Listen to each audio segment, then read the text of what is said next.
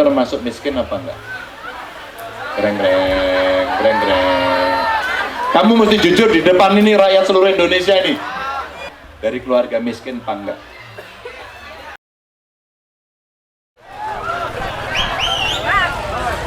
Selamat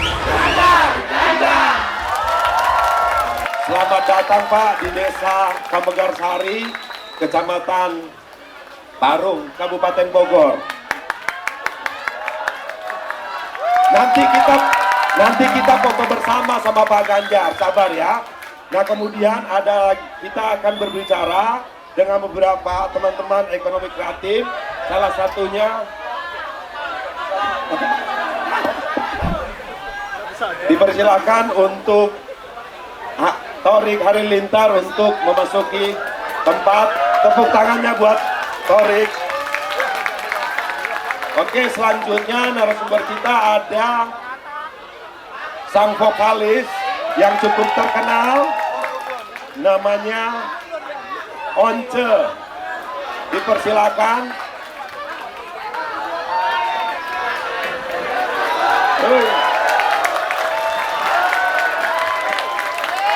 Oke.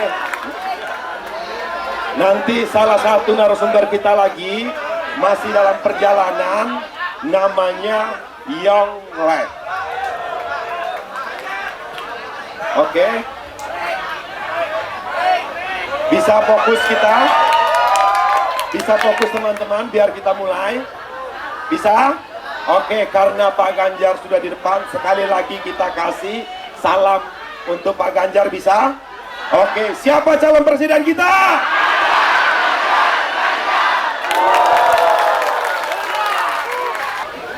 Nah, ini berbicara tentang ekonomi kreatif dan UMKM. Mungkin kita bisa minta sedikit kata pembuka dari Pak Ganjar, Pak, sedikit ya. Dipersilakan, Pak.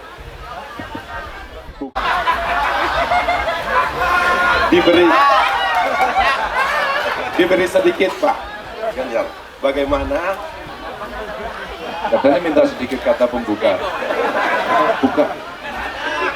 Dikit banget ya? Dikit banget. Pelajar, mahasiswa? Calon? Oh, baru lulus ya? Oke, baru lulus. Tenang lah. Hobimu apa? Ya iya. Hobimu apa? Makan. Makan itu hobi. Kirain kebutuhan ya. Hobinya makan. Makan apa paling enak? Makan cilor. Hah? Cilor. Cilor? Iya, aci pakai telur.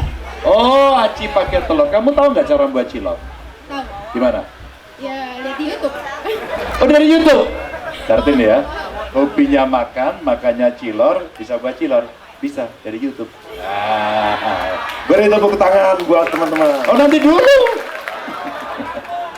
Sekarang lulus SMA. Iya. SMA, SMK? SMK. SMK? Iya, SMK. Jurusan apa tuh? Keperawatan.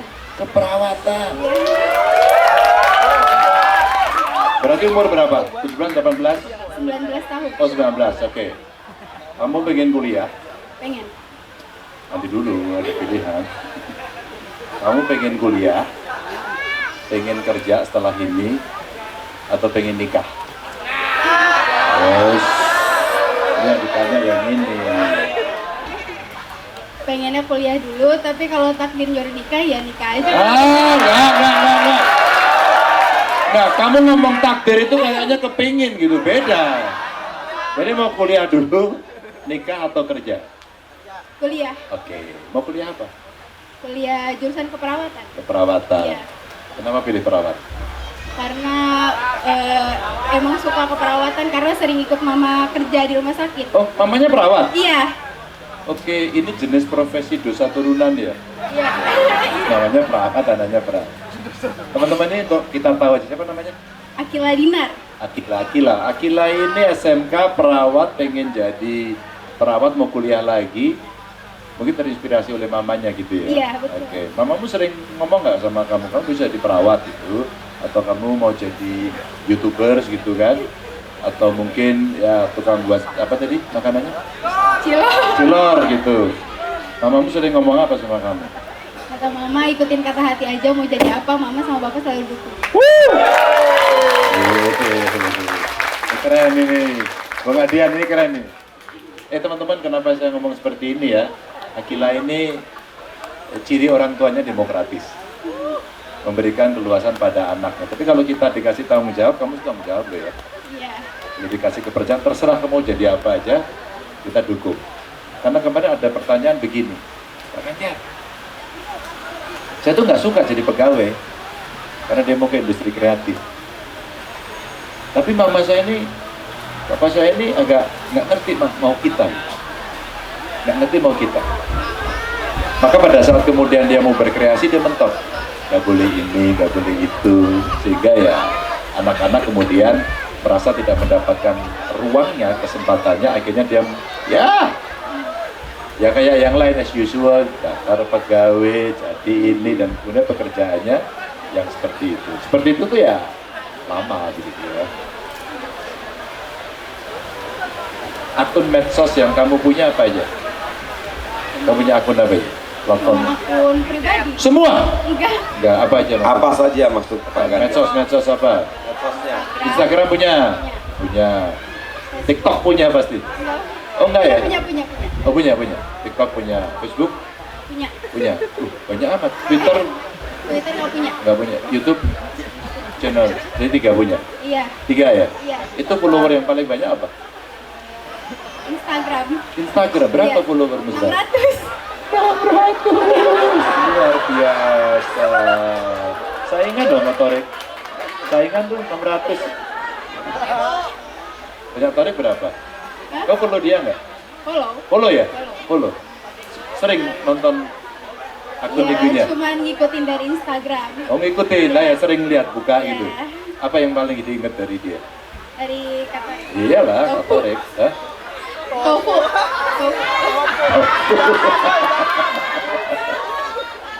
Teman-teman, dunianya sudah berubah. Dan ketika kemudian kita bicara, nggak ketemu tapi bisa tahu. Kalau dulu orang mesti bertanya, bertantang, tapi hari ini Akila nggak. Dia bisa tahu siapapun menggunakan teknologi. Dan itulah kemudian anak-anak sekarang yang bisa berkreasi. Ada yang menjadi tiktokers, ada yang dari selebgram, dan ternyata dia tidak hanya konten, tidak hanya yang eksis, tapi yang jualan juga gitu ya. Jadi ini proses kreatif yang ada. Artinya anak-anak Gen Z ini masuk pada dunia itu, maka mesti terampil dan mesti bijaksana. Ya nggak? Agar tidak menyalahgunakan di situ. Ini pengantar aja dari tiktokan saya sama Akila, biar kamu terinspirasi. Kamu punya potensi hebat, ada fasilitasnya, tapi kamu kembangin apa enggak? Gitu. Orang tuanya udah kasih kesempatan loh ya. Demokrasi Pak Ganjar. Oke, terima kasih. Beri tepuk tangan yang terkencang buat Pak Ganjar. Kaos kakinya bagus ini, Beatles. Sudah kenal Bang Once belum? Sudah? Oke. Aku tuh dari kecil dengerin Bang Once, Bang. Ngefans banget. Berapa kali ketemu tapi mau foto grogi, Bang. Tapi hari ini tuh aku rasanya pengen banget request satu lagu. Lagunya apa? Aku mau. Aku mau. Setuju? Setuju? Setuju? Setuju? Oke. Ini mau Pak Ganjar jadi presiden. Setuju nggak? Coba kita, siapa capres kita? Oke, mungkin kita kasih waktu untuk Bang Once. Satu kebanggaan nih, ini pertama kali saya berdampingan begini dengan calon presiden kita, Bapak Ganjar Pranowo. Oh, kerendahannya. Bajunya sama, cuman aku garis-garisnya lebih kecil, posisi jauh di bawah. Jadi saya ini suruh nyanyi atau suruh sharing ini? Gimana nyanyinya ini, gak ada gitarnya? Coba itu diputar. Oh ada ya. D ya D. Langsung aja D.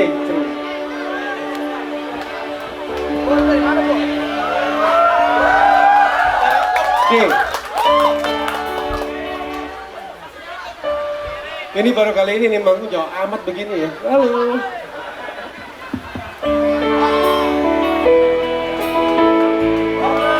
Beri tepuk tangan terkenal. Teman-teman kita angkat flashlight-nya. Flashlight.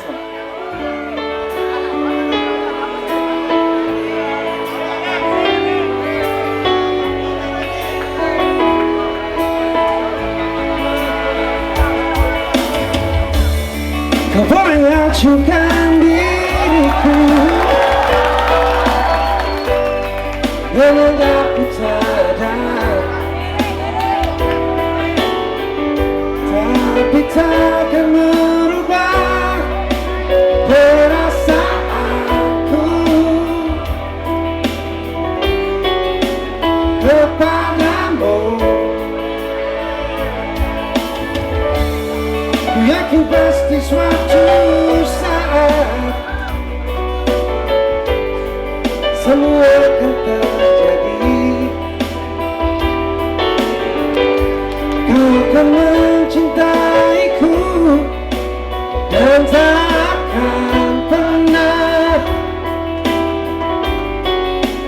melepasku. Ayo, handphone-nya prestasi. Aku mau mendampingi dirimu. Aku mau cintai kekuranganmu, selalu bersedia bahagiakanmu. Apapun terjadi, ku janjikan aku.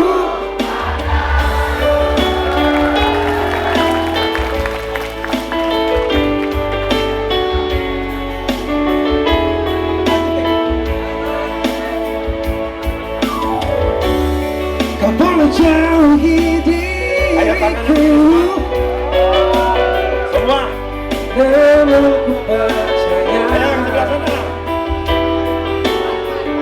kau akan mencintaiku dan tak akan pernah melepasku. Aku mau mendampingi dirimu. Aku mau cintai kekuranganmu, selalu bersedia bahagiakanmu. Apapun terjadi, ku janjikan aku.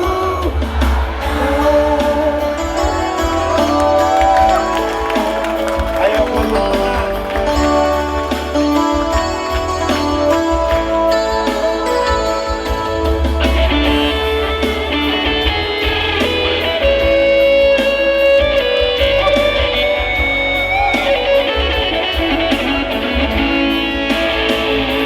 Aku mau mendampingi dirimu. Aku mau cintai kekuranganmu, selalu bersedia bahagiakanmu. Apapun terjadi, ku janjikan aku ada. Keren banget. Terima kasih. Luar biasa, kita berikan tepuk tangan terkencang buat Bang Once. Royaltinya tolong dibayarkan. Oke, teman-teman, mungkin tetap kita harus dengarkan sedikit saja tip and tricks dari Bang Once, pengalamannya kemudian sampai pada posisi ini sedikit saja Bang, karena biar ini menjadi inspirasi kaum muda Gen Z ini. Silakan Bang. Ya, terima kasih teman-teman semua. Saya mau share sedikit ya. Sebenarnya saya tuh menjadi pemusik penyanyi itu bukan karena kebetulan, tapi memang saya selalu mau dari masih kecil. Saya punya impian. Waktu kecil saya lihat TV, saya lihat saya pengen nih nyanyi begini. Saya ingin bisa main piano, saya ingin bisa buat lagu. Jadi semua hanya mulai dari khayalan. Lalu saya punya beberapa foto idola-idola saya tuh di kamar. Lama-kelamaan nggak tahu ya, ini memang sudah menjadi kehendak yang Maha Kuasa. Saya bisa bernyanyi, bisa bermain piano, bisa seperti itu. Jadi teman-teman semua jangan pernah takut bermimpi atau jangan pernah takut punya keinginan. Doakan keinginan Anda masing-masing, doakan itu tiap hari, simpan dalam hati. Sebab gini, kadang-kadang kita juga nggak langsung mencapainya. Kadang-kadang kita bisa belok kanan, belok kiri. Saya sendiri juga ikut kuliah hukum dulu, lalu bekerja juga sempat di kantor. Saya juga pernah kehilangan suara saya selama 5 tahun. Tapi tidak pernah sekalipun saya melupakan bahwa saya ingin suatu saat saya bisa bernyanyi. Jadi jika teman-teman punya keinginan, simpanlah di memori Anda atau simpan di paling ujung, di paling dalam. Karena bisa-bisa itu jadi kenyataan. Amin. Jadi ya itu aja, dan jangan lupa juga selalu menikmati proses ya, proses untuk latihan. Tidak ada yang kita tuh dapatkan tiba-tiba. Jadi semua itu lewat proses. Cobalah tingkatkan. Kalau saya coba tingkatin setiap minggu gitu ya. Kita mempelajari lagu baru. Jadi ada peningkatan. Jangan berdiri di tempat yang sama. Jangan melakukan hal yang terlalu lama sama, dan jangan bosan. Itu aja sih pesan dari saya. Jadi harus dinamis juga, dinamis bergaul dengan banyak rekan-rekan, baik yang profesi maupun tidak. Cobalah mengukur diri sendiri kita ya, supaya kita tahu kita di mana gitu. Dulu waktu saya masih umur 19 tahun itu pertama saya main musik lalu diajak kemana-mana. Saya juga mengalami rasa-rasa apa ya, rasa bukan pedih sih, tapi satu saat saya pernah tuh bergabung dengan band yang isinya orang-orang profesional ya, di masa saya masih umur 19 tahun. Ketika mereka naik pesawat terbang, saya disuruh naik bus sendiri. Jadi begini teman-teman, dalam memulai sesuatu memang ada masa-masa tuh kita harus memaksakan diri. Paksakan diri Anda dan tetapkan, tancapkan impian, doakan. Jika Tuhan berkenan, jika Yang Maha Kuasa berkenan, Anda akan mencapai cita-cita Anda. Oke, terima kasih Bang Once. Nah, pesannya, siapapun kita, asalnya dari mana, latar belakangnya apa, kalau kita punya niat, punya kemauan kuat, mau menjalankan prosesnya, menjalankannya dengan senang hati, apa yang menjadi keinginan kita bisa terwujud. Itu pesan yang disampaikan oleh Bang Once. Nah, tadi saya dapat informasi ada Mas Anang juga hadir di tempat ini. Saya minta dipersilakan untuk maju juga ke atas panggung. Mas Anang, berikan tepuk tangan yang kuat buat Mas Anang.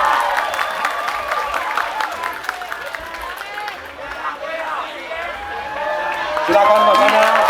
Oke. Langsung nyanyi juga ya? Langsung nyanyi juga? Oh, kira Saya serah.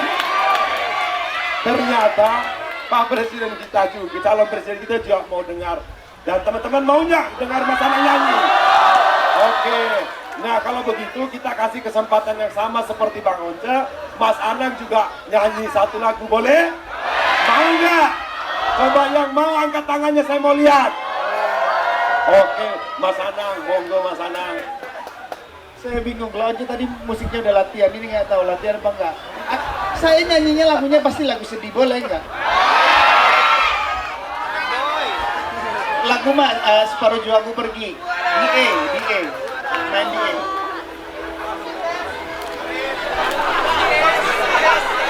Separuh jiwaku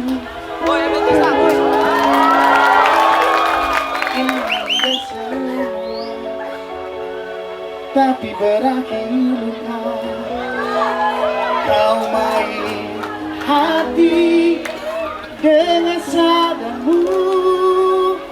Kau tinggal aku, benar ku mencintaimu, tapi tak begini. Kau hianati hati ini, kau curangi aku. Sekali lagi, benar ku mencintaimu, tapi tak begini. Kau hianati hati ini, kau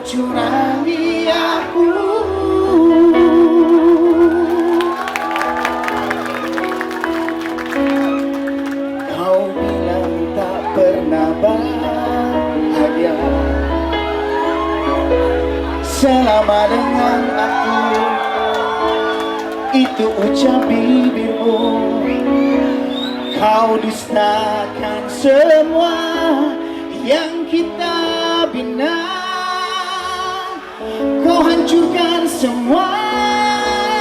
Benar ku mencintaimu, tapi tak begini. Kau hianati hati ini, kau curangi aku. Sekali lagi. Benar ku mencintaimu, tapi tak begini. Kau hianati hati ini, kau curangi aku.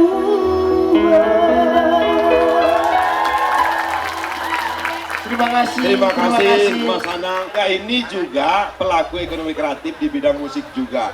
Nah, tapi kita tidak cukup hanya dengar dia nyanyi. Dia juga jadi inspirasi kita kaum muda. Dia sebagai penyanyi kemudian jadi politikus, dan ini akan maju lagi di 2024 didampingi sama juga sama Bang Adian. Nah, kita dengarkan, kita kasih 5 menit untuk Mas Anang ya. Silakan Mas.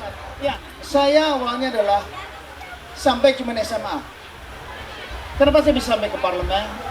Saya bisa sampai sekarang memiliki istri cantik, Asanti, ada di belakang.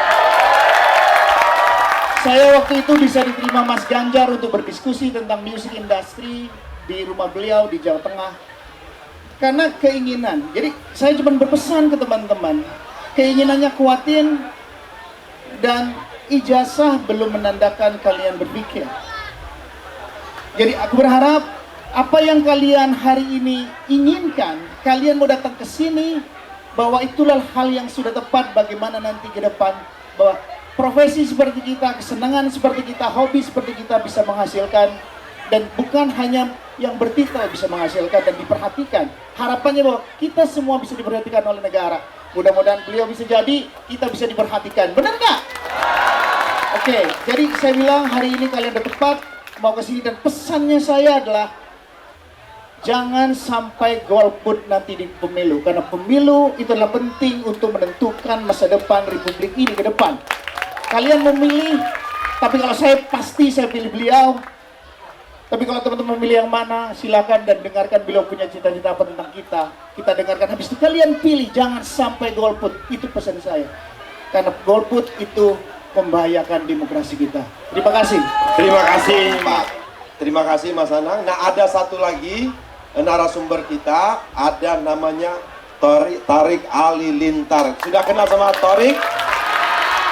Coba angkat tangan yang sudah kenal sama Tariq. Ada yang suka kenal Tariq nggak? Ada yang mau jadi pacarnya Tariq nggak? Oke, nah Tariq ini juga sama dengan teman-teman, dia adalah generasi Z. Nah, tapi dia adalah juga pelaku ekonomi kreatif. Dia adalah seorang konten kreator, dia adalah seorang YouTuber, dia juga pemain film. Nah, coba kita dengarkan. Ini kita suruh nyanyi juga nggak? Kita suruh nyanyi juga nggak? Kayaknya sudah belajar nyanyi dengan Mas Anang. Enggak bisa nyanyi. Nah, duduk ya.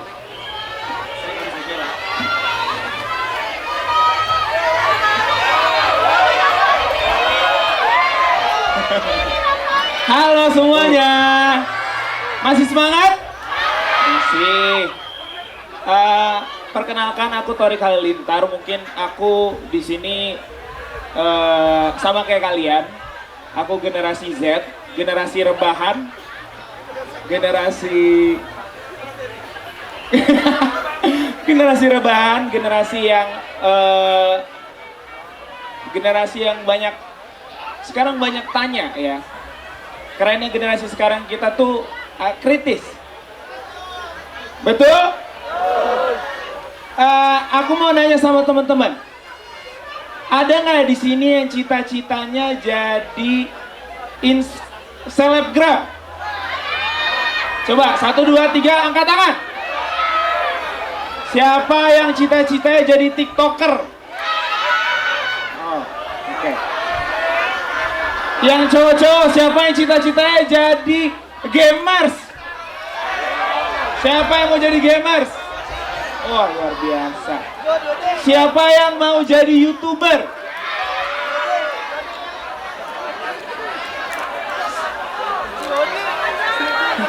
Siapa yang mau jadi businessman?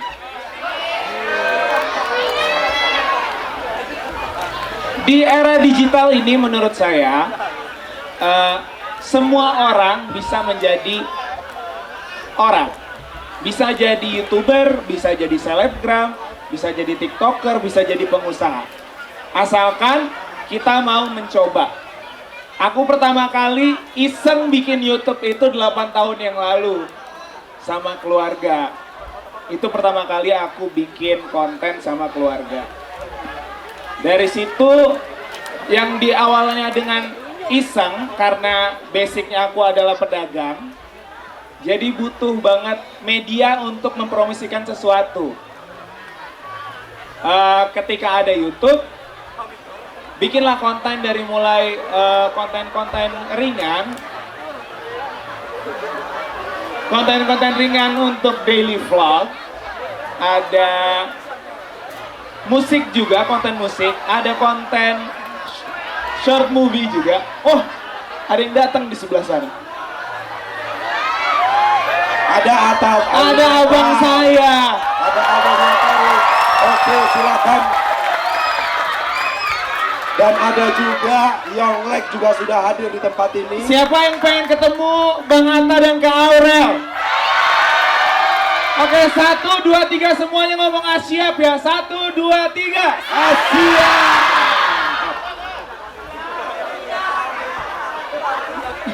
Tapi pokoknya itu guys, kalau kita mau menjadi sesuatu kita harus mulai. Kita harus mulai kalau kita mau. Sekarang semuanya serba mudah, udah nggak ada waktunya kita untuk mengeluh, untuk rebahan karena saatnya ini sekarang kita udah bisa melakukan semuanya lewat HP. Mau bikin konten lewat HP, mau jualan lewat HP, dan sekarang banyak banget orang-orang yang udah sukses banget gara-gara cuman HP yang ada di tangan kalian. Mau jadi gamers juga bisa. Jadi semoga teman-teman di sini bisa memulai dan semoga bisa menjadi hebat. Amin.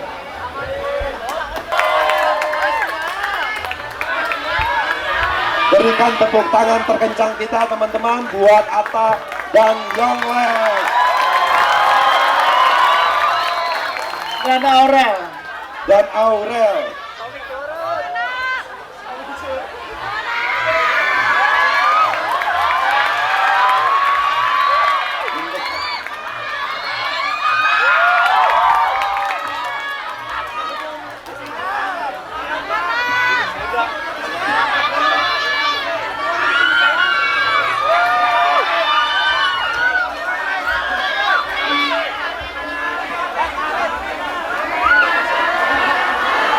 Ini biar sekalian Bunda Santi naik aja.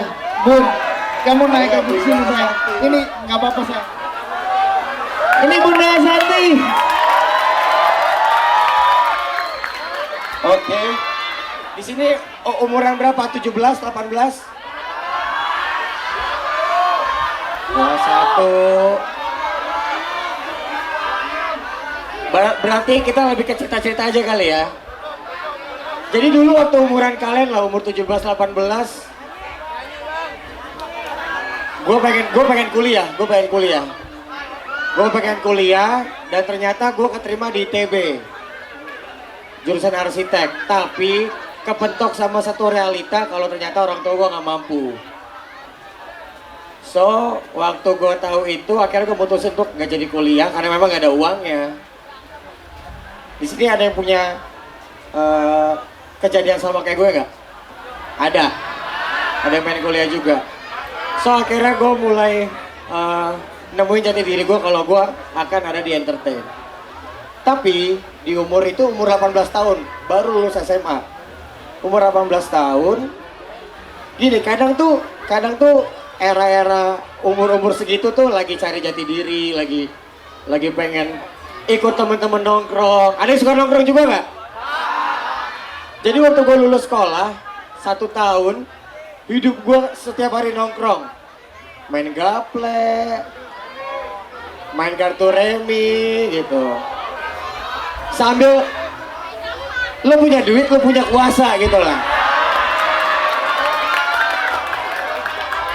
Gak jelas, tapi akhirnya gue nemuin satu tujuan hidup yang jelas, dan gue mau konsisten dan persisten di sini yang gue kejar. So, sebentar, tenang. Jadi buat teman-teman semua,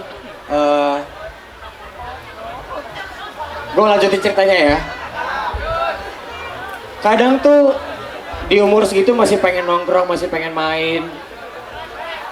Tapi waktu ketika kita punya mimpi, banyak kita tuh salahin mimpi kita salahin, orang tua gue nggak punya ini, coba gue lahirnya di sini. Kita nggak bisa pilih kita lahir di mana, benar nggak? Kita nggak bisa pilih siapa orang tua kita. Dan ketika orang banyak salahin mimpinya dan akhirnya bunuh mimpinya, ya akhirnya dia nggak jadi apa-apa gitu. Emang kelihatannya gampang diucapin. So, gue putusin untuk cari duit untuk recording, karena waktu itu gue pengen recording. Gue kerja apaan aja. Pertama jaga warnet, terus jadi office boy, dan gue juga asalnya dari gang. Jadi kurang lebih kita semua punya masa lalu yang sama. Nah sekarang di sini ada Pak Ganjar, ganteng ya calon presiden kita ganteng ya. Pak Ganjar, guys, gue di sini bukan untuk mendukung Pak Ganjar, bukan.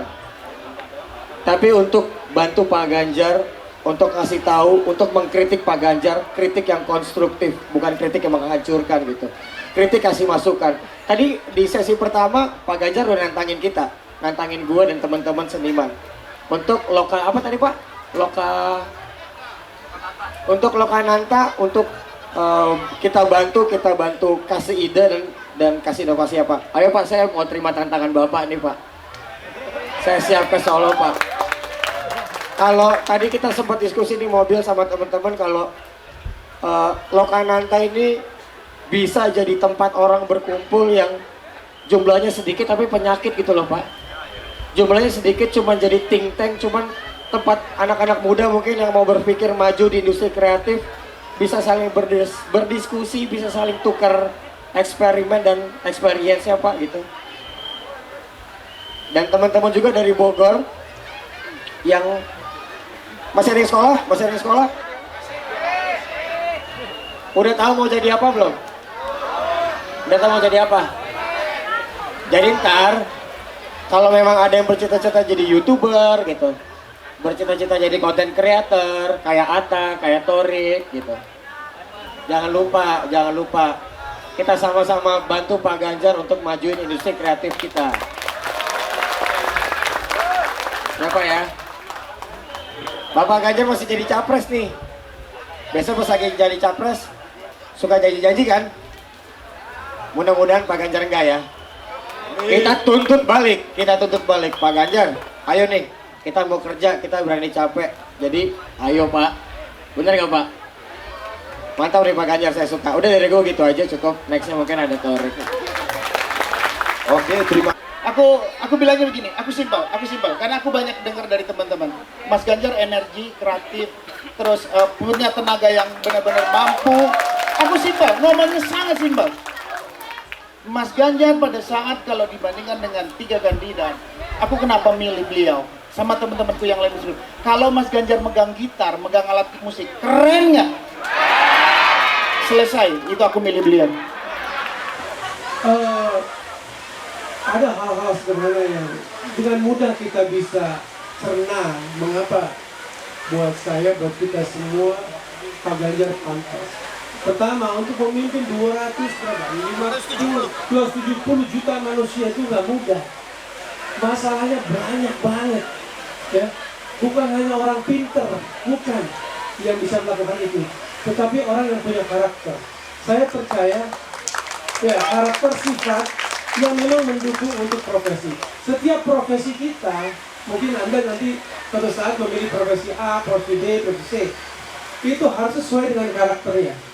Dan bagi saya, bagi teman-teman kita semua, Pak Ganjar adalah seorang yang cocok, memiliki karakter yang pantas. Masalah segitu besar, tingkat stres akan tinggi. Dia harus menangani itu semua, berkomunikasi dengan orang banyak. Beliau ini sangat artikulatif dalam menangkap dan mengkomunikasikan aspirasi. Yang kita sudah lihat bahkan sore ini. Itu yang paling penting, dan dia nggak punya catatan gelap dan catatan masa lalu yang harus menjadi masalah dan menjadi beban.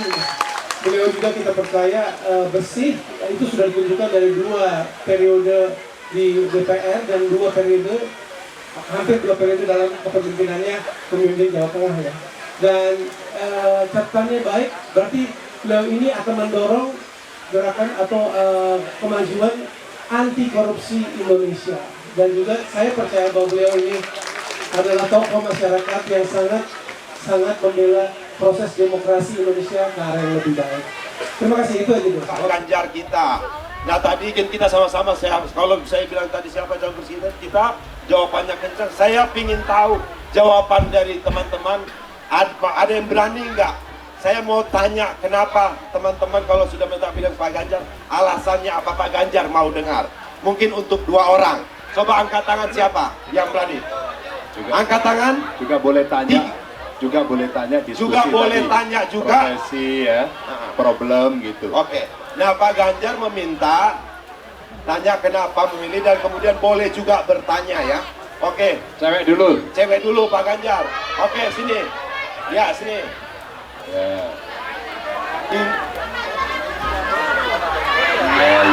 Ini mewakili mama. Oke, satu lagi yang sini deh, sini. Oh ini langsung 2 saja. Ya. 3 boleh. 3 sebelah sini. Ya, oke. Depan nih. Yang mana Pak Ganjar? Ayo sini. Oke. Ya. Kamu duduk sini. Ya sini. Duduk nggak apa-apa. Deh, mana sini? Dari mana? Sini. Oke, nah kita mulai dari perkenalkan nama ya. Perkenalkan nama saya Pak Ganjar. Duduk sini boleh kok. Boleh duduk sini kata Pak Ganjar. Duduk atas boleh. Duduk sama. Duduk sini. Naik ke atas sini, sini. Tadi Naik cewek dulu. Ah, cewek boleh. Yang pertama siapa? Yang pertama ini. Ayo, coba oke. kasih. Oke. Ya, silakan. Namanya, nama.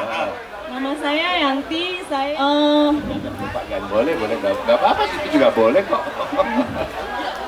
kalau permintaan saya Pak sebagai warga Indonesia, saya ingin Indonesia lebih baik lagi, terutama untuk wilayah kita di sini ya Pak. Apa problemnya? Problemnya apa Problemnya untuk jalan-jalan ya, untuk jalan-jalan wilayah Bogor tuh masih ada yang jelek-jelek. Oke. Terutama untuk jalan, terus untuk lapangan pekerjaan, terus untuk kita sebagai ibu rumah tangga tuh biar menjadi wanita karir, wanita sukses, wanita yang lebih mandiri gitu Pak. Emang mau kerja apa? Saya sekarang jadi ibu rumah tangga. Ya kalau pengen kerja apa? Saya pengen usaha Pak gitu. Ya usaha apa? Ya usaha kecil-kecilan buat bantu keluarga. Ya. Keahliannya apa? Keahlian saya selama saya sebelum punya yang kecil, saya admin di PT JBN Indonesia. Admin? Iya Pak. Oh, kerja di sana. Iya Pak. Kalau mama kerja sendiri mau usaha apa? Saya pengen dagang, kan saya punya all shop untuk apa, baju-baju gitu Pak. Oh, sekarang jualan baju? Iya Pak. Sudah. Apa masalahnya? Kan tinggal jalan aja kan? Iya, bukan cuma saya Pak, banyak gitu kan yang pada ingin. Jualan baju nih. Iya. Aku pernah beli bajunya, dia bagus banget. Mahal Pak. Hah? Mahal.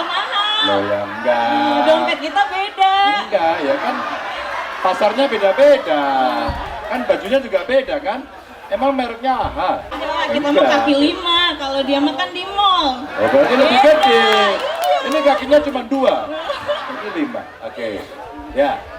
Makasih. Iya Pak. Oke, yang Jadi kedua. lanjut yang kedua. Assalamualaikum warahmatullahi wabarakatuh. Salam. Perkenalkan, nama saya Dian Puspita, saya dari Pasar Ikan Hias Parung, Pak. Hah? Pasar Ikan Hias Parung. Pasar ikan? Iya. Tinggalnya di pasar ikan? Enggak, di Pasar Ikan ada rumah. Oke. Saya mau bertanya Pak tentang pendidikan yang ada di Indonesia. Lebih jelasnya sih tentang PPDB jalur zonasi. Saya catat soal takut lupa. Ya, apa-apa. Atau aku baca sendiri? Sepertinya jalur ini banyak merasakan warga Indonesia ya Pak.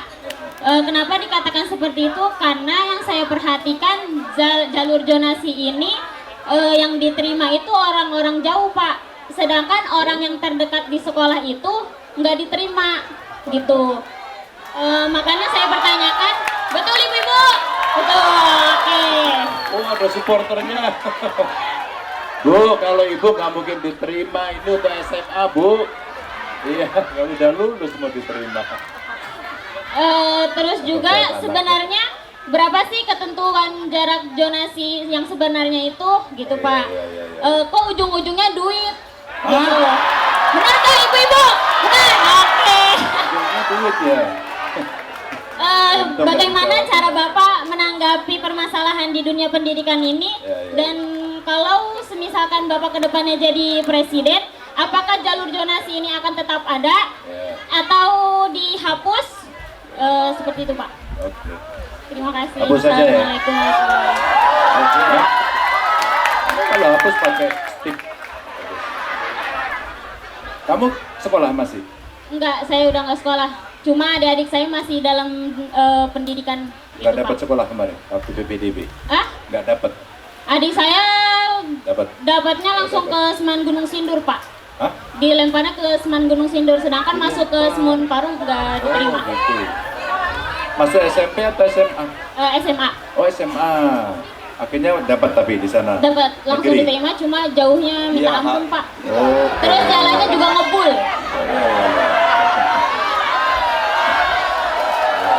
Oh, langsung mak-maknya ini. Apalagi di tetangga-tetangga saya yang jaraknya dekat sama SMPN itu mereka nggak terima. Ada yang orang tuanya pasrah langsung ke swasta, bahkan ada yang istilah beli bangku gitu. Beli bangku Benar itu ibu-ibu, gimana? beli Gimana, bangku. gimana? Beli bangku itu gimana? Ya bayar Pak, Oh, bayar. lewat belakang. Seperti itu. Makasih. Baik, assalamualaikum warahmatullahi wabarakatuh. Kenalkan, nama saya Ada Ramadan. Saya dari Desa Ciseeng, tempatnya di Kampung Setu. Yang ingin saya tanyakan kepada Pak Ganjar, jika nantinya Bapak terpilih jadi presiden, apa yang akan Bapak benahi terkait KIP kuliah? Karena buat kami yang tinggal di perdesaan, tidak kaya dan tidak pintar-pintar amat, butuh pendidikan murah, bahkan gratis. Itu saja, terima kasih. Tapi kalau kamu kuliah, kira-kira kamu belajar nggak? Saya pernah kuliah, tapi tidak, uang KIP saya tidak keluar. Tidak keluar. Iya. Kenapa nggak minta beasiswa? Itu beasiswa. Iya, nggak keluar beasiswanya. Pakai KIP kan? Iya. Kalau KIP-nya nggak dapat, terus ngajuin beasiswa. Belum pernah? Belum. Oh, belum. Iya. Menurut kamu oke nggak belajarmu? Oke sih kalau kita Kamu benar-benar tipe rajin belajar, sedang apa malas? Atau mager? Sedang. Kalau belajar. Kalau kamu mau naik dari sedang ke pintar, bisa nggak kira-kira? Bisa kalau kita benar-benar. Ya enggak, kamu bener-bener nggak? Benar. Tadi ya, dua orang ini tadi, contohin tadi. Once bilang gitu, dulu kepingin ini, kepingin itu, usahanya keras, ya, sama Mas Anang tadi sama, kan pengen mencapai itu. Ya kalau santai-santai, udah mager, baper, dilihat nggak seger, ya. Gimana? Kan ya bisa, kan mesti ada fighting spiritnya dong. Kira-kira kalau kamu dari sedang ke prestasi gitu lah, bisa nggak? Kira-kira bisa? Insya Allah. Insya Allah mah gak meyakinkan, bisa nggak kira-kira? Bisa. Ya, oke, itu dong. Oke, makasih, terima bro. kasih buat teman-teman. Maaf, sekali lagi Pak. Apa? Sepedanya mana? Sepedanya mana Pak? Tenang aja. Kita mau dikasih malah lari, ya udah nggak jadi. Dia datang lagi. Nanya udah lari.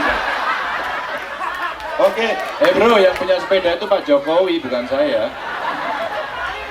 oke. Terima kasih buat teman-teman. Tadi mungkin sedikit Pak dari 3 warga di Kabupaten Bogor sudah menyampaikan aspirasi ke Pak Ganjar. Nah mudah-mudahan ketika Pak Ganjar terpilih Boleh direspon nggak? Boleh. Boleh. Pertama, saya pengen usaha, ya kan? Ini kejadian Ibu. Jadi waktu pandemi dulu sama. Jadi banyak sekali ibu rumah tangga akhirnya Pak kan nggak bisa jualan. Kami kerja kena PHK, mohon maaf ya, banyak sekali. Follow IG saya nggak? Follow dong sekarang. Saya setiap hari Minggu jualan. Ini terinspirasi nih. Saya terinspirasi pertama itu dari Bung Atta ini. Ini keren. Penuh dengan kreativitas, luar biasa, nggak menyerah. Aku baca bukunya loh. Yang keluarga besar keliling dunia apa itu fighting spirit. Sama tadi kan ternyata orang-orang sukses ini juga tidak berangkat dari yang enak tadi ya. Kita pengen kuliah nggak dapet ini. Saya jualan bensin loh, PSM. Pernah mogok tadi. Macet kuliahnya 4 semester. Ngajar biar dapet duit. Lulus gitu. Nggak marahin orang sih. Marahin diri sendiri aja, saya bisa sukses. Maka ibu-ibu yang kemudian tidak bisa, kita assess. Maka saya tanya, usaha apa? Pengen apa? Nanti jawabannya hanya ada 3. Karena udah kita coba ya. Rata-rata, jualan baju, oke. Bajunya kulakan atau buat sendiri? Kulakan Pak, oke. Jualnya bagaimana? Jualan Pak di tetangga kiri. Bisa nggak kamu jualannya pakai online? Online tuh apa? Online pakai akunnya sendiri. Tapi kalau followernya 17 nggak bisa. Followernya mesti sampai juta. Agar juta mesti menarik. Maka ada teorinya. Bagaimana cara menjual dan itu menarik. Atau kalau tidak, diajari mereka masuk ke marketplace. Bisa on board di sana. Nanti caranya diajarin. Dan itu tidak lebih dari 10 menit. Bagaimana cara buat akun terus masuk. Gimana Pak? Biar kita bisa praktek ada.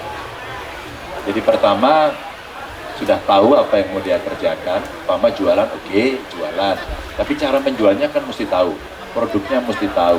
Produk saya baju Pak, tinggal saya mau jual, menarik apa enggak, menarik modelnya, menarik apa namanya harganya, gampang nggak ngirimnya dan seterusnya. Itu juga butuh integritas. Nanti kalau sudah biasanya udah tahu Pak, tapi tetap nggak bisa jual, oke kita latih. Setelah itu kalau banyak order banyak, mulai kelimpungan. Gak ada modal, maka yang kedua ini akses modal. Saya punya bank, keren ya, pemilik bank daerah. Sampai banknya kita minta untuk membuat suku bunga khusus. Pada saat pemerintah masih pakai kur, ya suku bunganya 12%, saya buat sendiri 7%. Dan untuk yang jualan, ibu-ibu di pasar, 2% tahun. Apa yang mau saya sampaikan sebenarnya ini stimulan aja yang bisa kita berikan. Atau ada juga, Pak kami nggak punya modal sama sekali, udah kena PHK nggak bisa jualan. Maka apa? Kami punya Basnas. Jadi zakat infak sedekahnya kita kumpulin, kita latih. Sampai kita pernah membuat pada saat pandemi itu, ibu-ibu kita kumpulin buat apa coba? Namanya Z Chicken. Ini juga untuk generalisasi juga bisa sih. Z Chicken itu Z-nya itu zakat chicken. Karena apa kita latih, mereka goreng ayam, rasanya enak, kita ngundang chef profesional, diajari cara dagang, dikasih gerobaknya, dan belum laku kita beli, enak gak? Jadi pembelinya kita, untuk memberikan stimulan agar kelak kemudian sambil dia berjalan dia bisa jualan. Nah yang terakhir ini sebenarnya si pendamping, bagaimana mendampingi terus menerus. Nah kalau punya gadget nanti boleh bagaimana cara belajarnya, ada namanya heterospace.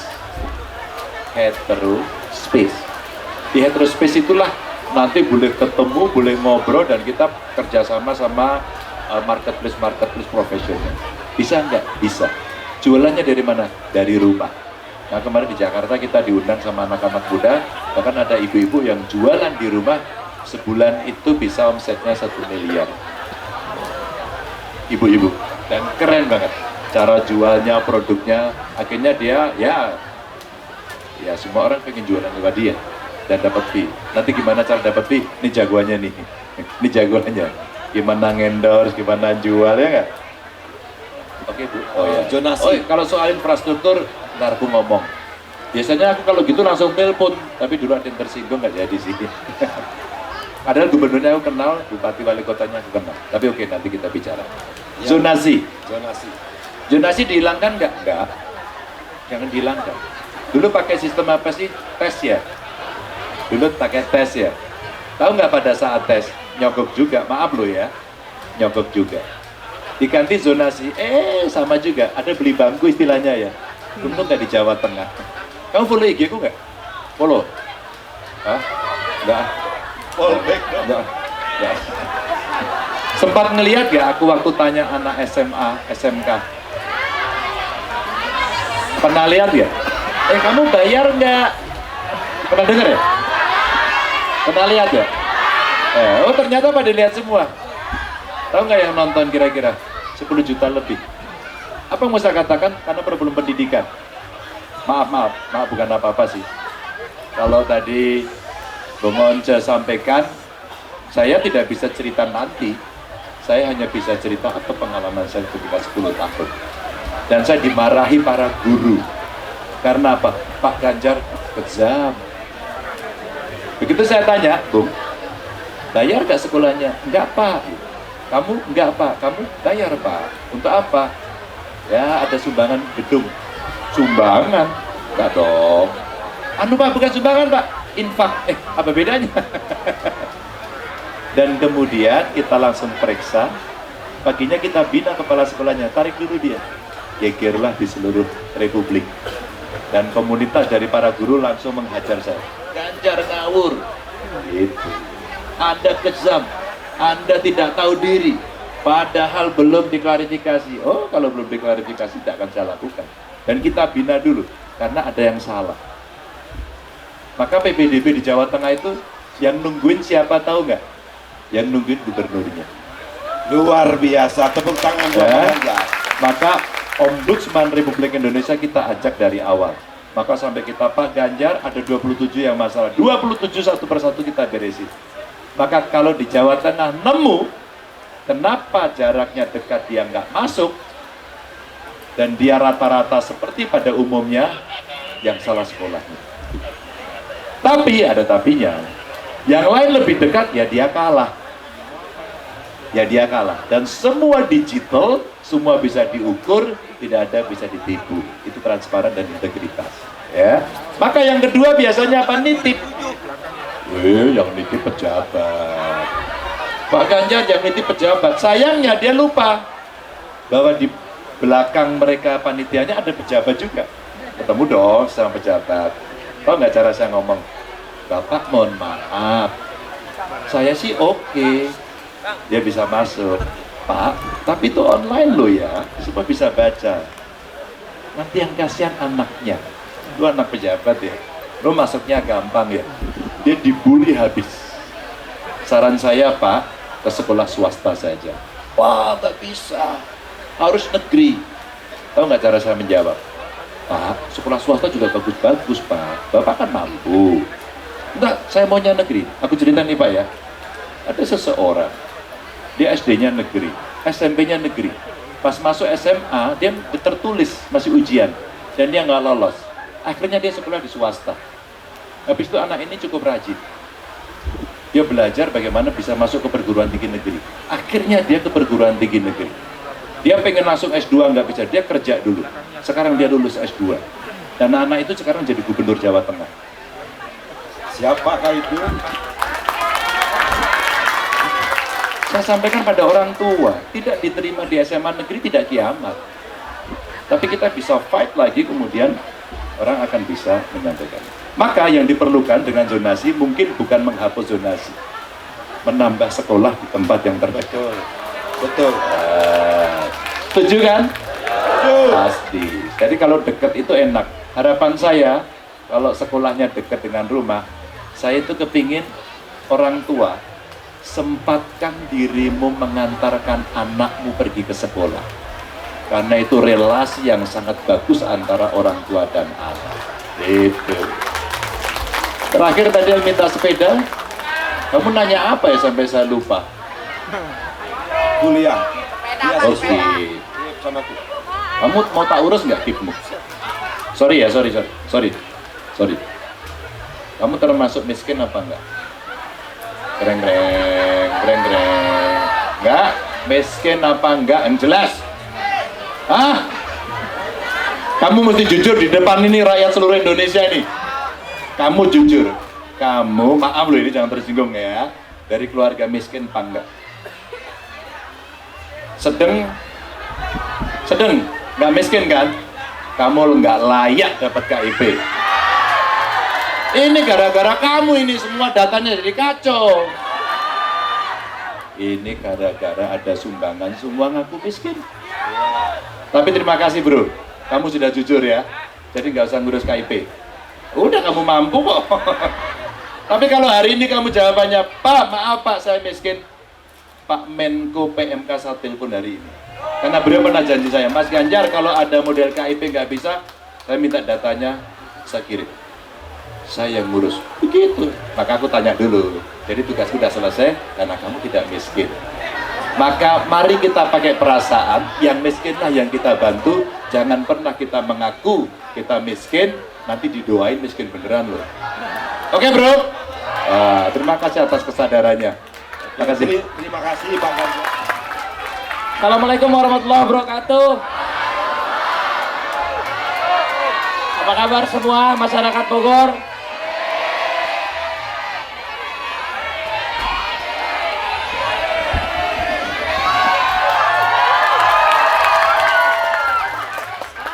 Persikabo aman?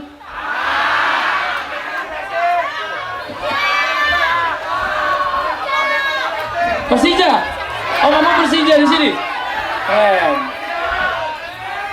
Kamu Persib. Oh, di sini terkenal memang pecinta bolanya berbeda-beda ya. Iya. Persija. Pendekar United. Wah. Ya, terima kasih. Aku hari ini sebenarnya datang ke sini aku nggak tahu mau ngapain ya. Jadi aku diajak ini mertuaku katanya main ke sini. Ada ini sharing sama anak-anak muda. Nah aku dari tadi lihat, aku dengerin aja ini aku harus nyampein apa gitu ya. Belum tahu mau ngapain. Tapi karena beliau ini kakeknya Amina ya kan. Jadi saya nggak enak juga ya kan. Udah kakeknya Amina merah. Terus neneknya Amina yang sebelah sana merah juga. Jadi saya serba salah. Tapi di sini saya bukan mengarahkan harus aku sama Mas Lex. Nggak harus milih siapa. Tapi memang aku kenal Pak Ganjar ini tuh waktu itu Bapak itu pakai baju AHA setiap ke seminar gitu ya Pak ya. Jadi waktu sejak saat itu aku bilang Bapak ini lucu gitu ya, mau ke anak-anak muda terus pakai headband gitu. Padahal aku aja nggak mau pakai headband sekarang ya. Waktu itu Bapak mau gitu ya. Tapi aku datang ke sini ngelihat masyarakat Bogor terus ajak istriku, dia sekalian mau ini ngidam pisang goreng apa gitu di samping sini tadi. Mantap ya? Itu dia betul sekali. Di rumah Bapak ada? Merah ya Bapak merah? Tapi kalau misalnya tadi aku di sini suruh semangat untuk Gen Z, aku selalu setuju tadi hampir semua pertanyaannya untuk Pak Ganjar tentang pendidikan. Aku sekarang sebagai bapak mau anak kedua, sama keinginannya sama semua ibu-ibu di sini. Walaupun Gen Z itu sekarang gen paling banyak ya, tapi generasi paling kuat tetap gennya ibu-ibu ya, tetap emak-emak. Jadi mereka akan berjuang untuk anak-anaknya gitu. Tapi kalau aku balik ke yang Pak Ganjar tadi sampaikan gitu ya, betul sekali kalau memang kita sebagai orang tua pengen anaknya belajar yang tinggi. Aku juga pengen nabung biar anak aku bisa belajar sebaik-baiknya, bisa jadi orang sebaik-baiknya. Tapi apakah aku produk dari sekolah? Mungkin bisa bilang enggak, karena aku lulusan terakhir SMP gitu ya. Makanya aku nyalek juga nggak bisa nih, SMA soalnya kan harus. Jadi aku nggak bisa gitu ya. Harus ujian lagi, ikut paket lagi gitu. Tapi belum ada paketnya ya kan. Paket panas ada, paket hemat gitu. Tapi ya itu, aku bukan produk sekolah gitu. Jadi dulu waktu aku kecil yang aku tahu adalah kalau aku kerja aku jadi apa ya. Belum tahu gitu, karena ijazah aku misalnya SMP, aku mau kerja di mana. Jadi jalan satu-satunya aku cuma usaha gitu ya. Betul, main futsal. Aku salah satunya dulu kalau nggak usaha, aku pengen jadi atlet futsal gitu. Atau bola gitu. Lari setiap pagi, jam 5 bangun. Tapi orang tuaku juga nggak ada support ke sana gitu kan. Tapi aku nemulah bagaimana aku bikin barang, jualan barang tapi nggak pakai modal. Yaitu adalah aku menjadi makelar lah istilahnya zaman sekarang ya. Kalau zaman sekarang udah keren jadi afiliator. Kalau zaman dulu tuh namanya makelar. Jadi kita ngemakelarin, misalnya tetangga punya jualan jilbab, Bu mau nggak saya jualin? Ibu titip aja barangnya di saya. Ibu ada berapa nih sisanya? 100 piece. Oke, saya pegang barang ibu ya. 100 piece. Nah, habis itu saya berpikir, gimana saya jualin ini? Saya cobalah di depan tempat, misalnya entah Jumatan gitu ya, di depan gitu kita buka tenda gitu. Kalau misalnya lakunya masih dikit, aku pikir lagi gimana ya caranya aku bisa ini lakunya cepat gitu. Akhirnya dari situlah pertama kali aku buka namanya internet, namanya sosial media. Zaman dulu belum ada hits TikTok, belum ada YouTube. YouTube ada tapi belum sehits sekarang. Zaman dulu zamannya forum gitu ya, kayak Kaskus, kayak Facebook. Di situ aku jualan mulai di situ gitu. Kalau mungkin teman-teman mau lihat, buka aja Kaskus, namanya MATTAXUQ. Kamu bisa lihat di situ ada semua barang-barang yang aku makelarin dulu gitu ya.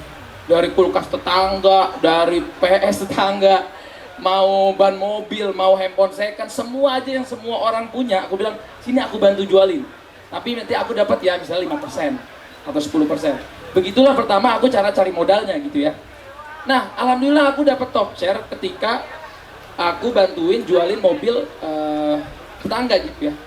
Dari om aku gitu namanya Om Gama, dia waktu itu memang punya mobil yang lumayan bagus, minta jualin ke aku. Aku masih ingat dulu zaman dulu Jazz atau Luxio gitu ya. Nah, di situ aku jualan tuh mobil itu ya. Disitulah aku dapat pertama kali namanya apa ya, fee-nya setelah kejual 1 juta. Nah, waktu pendagangnya aku gitu ya, orang tuh nggak ada yang percaya. Pas aku telepon, halo Pak, karena suara aku belum gede kan suaranya ya, jadi disangkain orang tuh aku ibu-ibu, mbak-mbak gitu ya. Pas datang, ini bener nih yang jualan ini gitu ya. Kadang aku taruh mobil itu adalah di depannya rumahnya Mas Once. Dulu di Pondok Indah.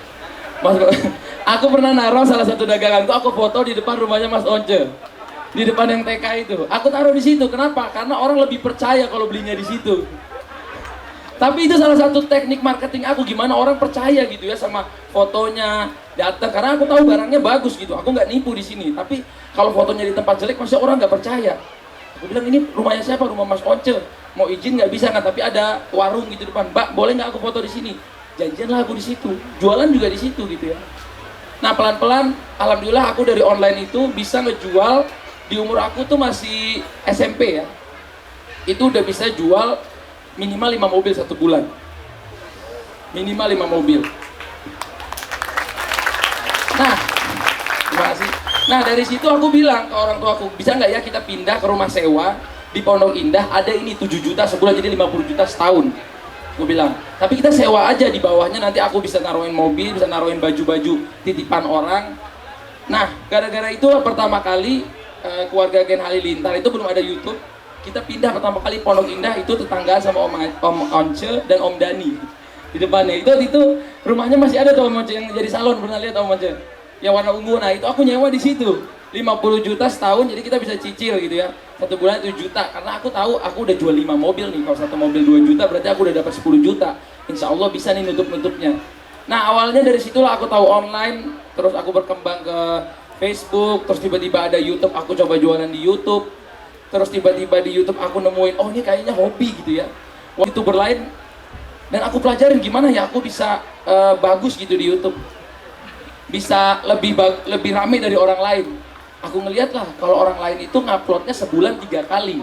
Aku bilang, kalau gitu aku sebulan harus 5 kali atau 10 kali. Habis itu dikasih tahu lagi, ini ada YouTuber seminggu 4 kali. Oh, berarti aku seminggu 7 kali. Nah, waktu aku lihat YouTuber itu nggak ada lagi yang lebih, aku bilang, oke, kalau gitu aku akan upload setiap hari. Nah, disitulah di sini pelajarannya yang aku pengen share ke teman-teman, bikinlah lebih dari orang lain gitu. Kita mencoba hal yang lebih dari orang lain, walaupun kita nggak punya kemampuan di situ. Tapi kalau balik lagi, walaupun ini agak-agak udah biasa disampaikan orang, kalau kerja keras nggak mengkhianati hasil, tapi itu yang aku lakuin gitu ya. Nah, setelah itu, bang, kok aku udah kerja keras juga, tapi nggak ada hasilnya. Kadang-kadang keras aja nggak perlu, kadang-kadang keras aja tidak bisa menjadikan berhasil, tapi cerdas dan juga kamu bisa harus lebih beda.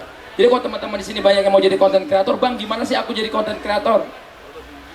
Lebih bagus itu baik, tapi lebih beda itu jauh lebih baik menurut aku. Jadi itu intinya, karena aku ngelihat betul tadi Pak Ganjar bilang ada orang jualan di rumah itu omsetnya 1 miliar sebulan.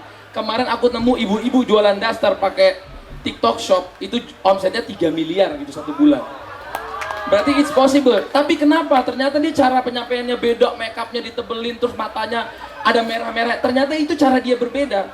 Ternyata itulah apa ya namanya? Ternyata itulah yang kita lihat, kalau kita lebih beda itu baik. Semoga hari ini aku nggak bisa nyampe banyak-banyak karena udah ditegur sama Bapak, katanya Bapak harus berangkat. Terima kasih teman-teman di Bogor. Sorry aku nggak nyiapin materi apa-apa karena nggak tahu tadi harus kayak gini.